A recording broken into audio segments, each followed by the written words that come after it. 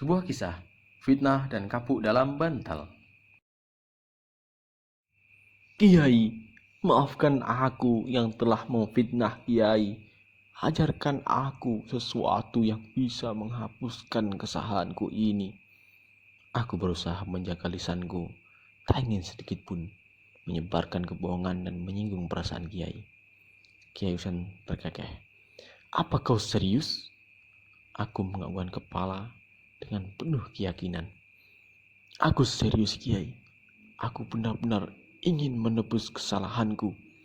Kiai Husain terdiam beberapa saat. Ia tampak berpikir. Aku sudah membayangkan sebuah doa yang akan diajarkan Kiai Husain kepadaku. Jika aku membacanya beberapa kali, maka Allah akan mengampuni dosa-dosaku. Aku juga membayangkan sebuah lagu tirakat atau apa saja yang bisa menebus kesalahan dan menghapuskan dosa-dosaku. Kemudian Kiai Husain mengucapkan sesuatu yang benar-benar di luar perkiraanku.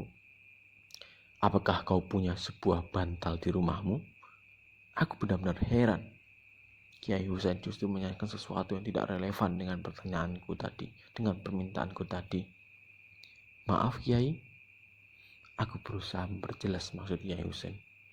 Kiai Husain tertawa. Kiai Husain biasanya di ujung tawanya ia sedikit terbatuk sambil mengangguk-anggukkan kepalanya. Ia menghampiriku. Ya, temukanlah sebuah bantal di rumahmu, katanya. Tampaknya Kiai Husain benar-benar serius dengan permintaannya. Aku punya sebuah bantal rumah. Kiai, apa yang harus aku lakukan dengan bantal itu? Kiai Husain tersenyum. Besok pagi, berjalanlah dari rumahmu ke pondokku. Berjalanlah sambil mengeluarkan kapuk dari bantal itu. Sedikit demi sedikit, setiap kali kau mencabut kapuk, ingat perkataan burukmu tentang aku, lalu jatuhkan di jalanan yang kau lalui. Aku hanya bisa mengangguk. Aku tak akan membantahnya. Barangkali maksud Kiai Husain adalah agar aku merenungkan kesalahan-kesalahanku, dan dengan menjatuhkan kapuknya sedikit demi sedikit, maka kesalahan-kesalahan itu akan gugur diterbangkan waktu. Keesokan harinya, aku menemui Kiai Husain dengan sebuah bantal yang sudah tak memiliki kapuk. Aku segera menyerahkan bantal tanpa kapuk itu pada beliau. Ini Kiai, kapuk dalam bantal ini sudah aku jatuhkan sedikit demi sedikit sepanjang perjalanan. Aku berjalan lebih dari 5 km dari rumahku ke pondok ini. Aku mengingat semua perkataan burukku tentang Kiai. Aku menghitung betapa luasnya fitnah-fitnah tentang Kiai yang sudah aku sebarkan kepada begitu banyak orang. Maafkan aku Kiai, maafkanlah aku. Kiai Husain mengangguk sambil tersenyum. Ada kehangatan yang aku rasakan dari raut mukanya. Seperti aku katakan kemarin, aku sudah memaafkanmu.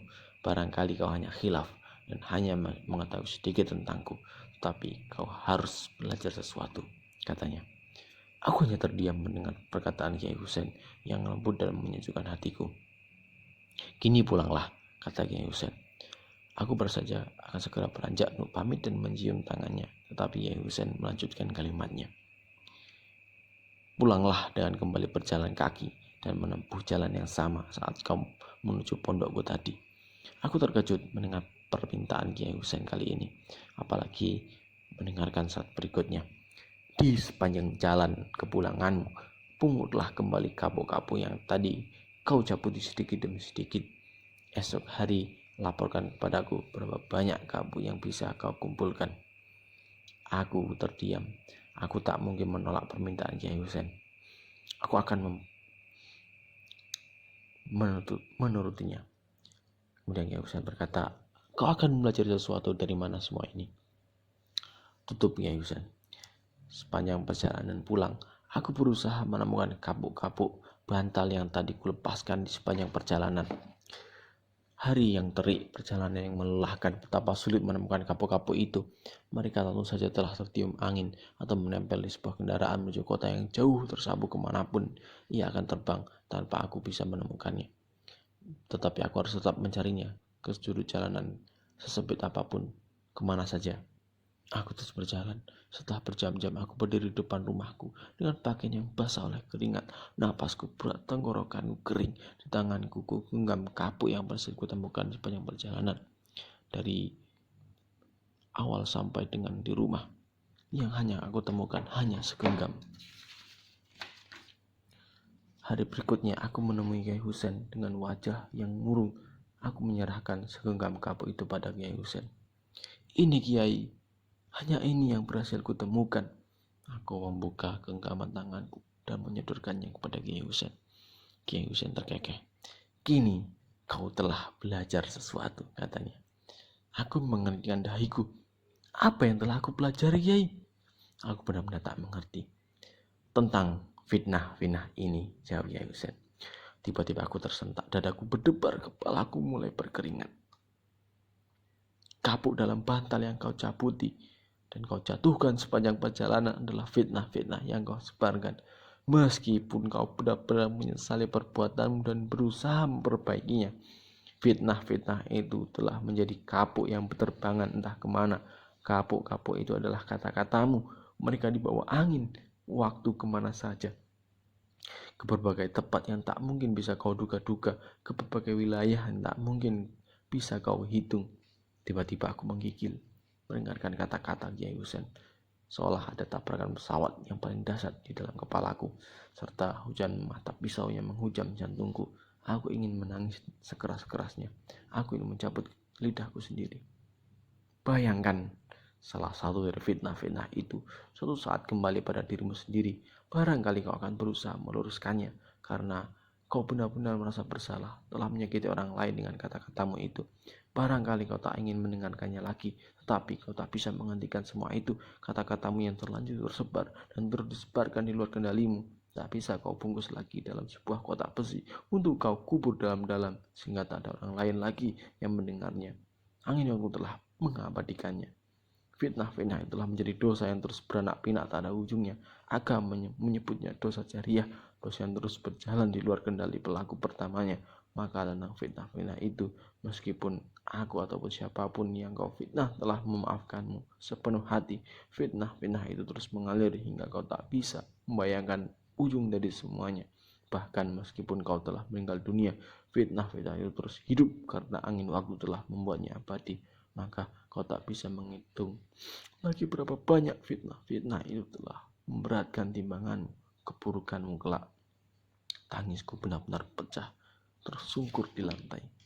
Astaghfirullahaladzim, astaghfirullahaladzim. Aku hanya bisa terus mengulang istighfar. Dadaku gemuruh, air mata menderas dari kedua ujung mataku. Ajari aku, Kiai, apa saja yang bisa membunuh fitnah-fitnah itu, Kiai. Tolong ajari aku, ajari aku. Astaghfirullahaladzim. Aku terus menangis menyesali apa yang telah aku perbuat. Kiai Husain tertunduk, beliau tampak meneteskan air matanya. Aku telah memaafkanmu setulus hatiku, nak, katanya. Kini aku hanya bisa mendoakanmu agar Allah mengampunimu, mengampuni kita semua. Kita harus percaya bahwa Allah dengan kasih sayangnya adalah zat yang maha terus-menerus menerima taubat manusia. Innallaha tawwabur rahim. Aku disambar halilintar dan berkawat yang mengguncangkan batinku. Aku ingin mengucapkan sejuta semiliar istighfar untuk semua yang telah aku lakukan. Aku ingin membacakan doa-doa atau apa saja yang menghentikan fitnah-fitnah itu. Kini kau telah belajar sesuatu, kata Kiai Husain. Dan dari situ kita paham kenapa fitnah itu kejam, lebih kejam daripada pembunuhan. Aku takut kehilanganmu, karya Kang Maman.